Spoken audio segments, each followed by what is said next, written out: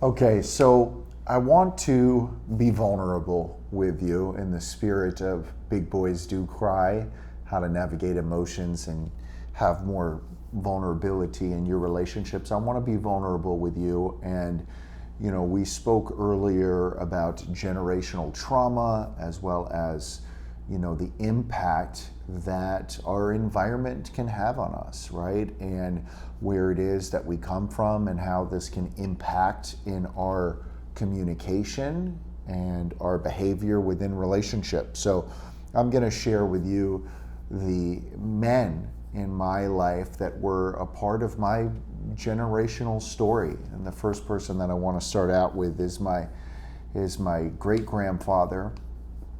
And Grandpa Joe was very old when I was young. I think I have only a very limited time window of memories with him.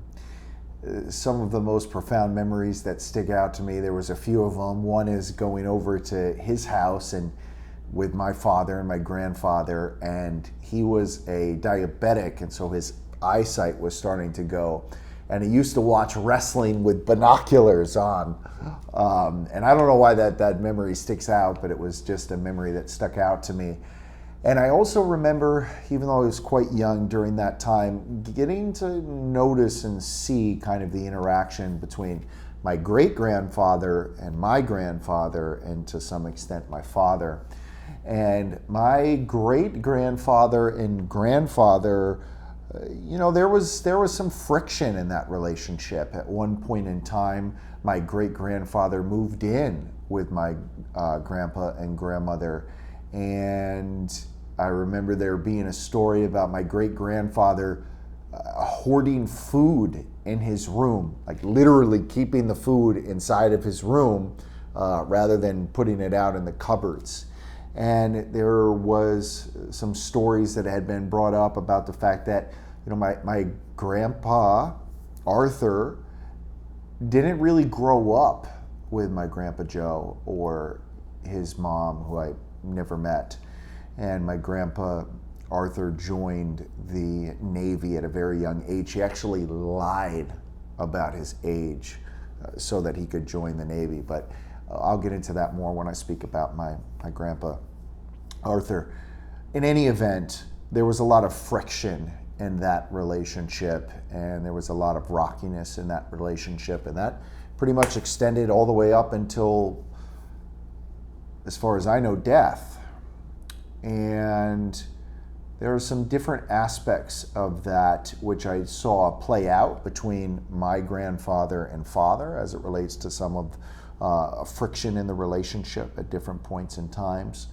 And then I got to thinking, okay, so if life was so difficult for my grandfather, that must have meant that Grandpa Joe probably didn't have a lot of tools and resources to teach my grandpa how to love, how to communicate, how to be vulnerable, letting him know that it was okay to cry.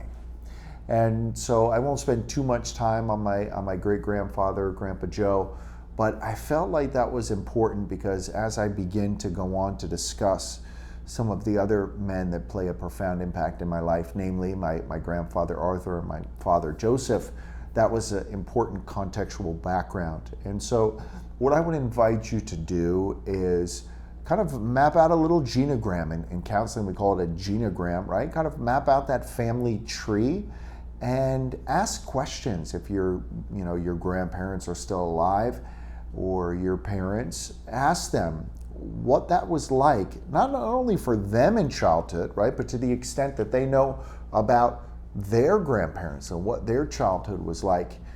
As men, this is so important, especially because in a lot of times people look up to their dad, right? They look up to that male figure as like, hey, that's who I want to be when I grow up, or maybe that's who I'm told I should be, right? So whether that's kind of a forced looking up or it's a more natural looking up, a lot of the ways that men learn how to interact in the world comes from their father, if they have their father in their life. And to some extent, the absence of that father can also come with its own set of challenges as well, and I see that in my work.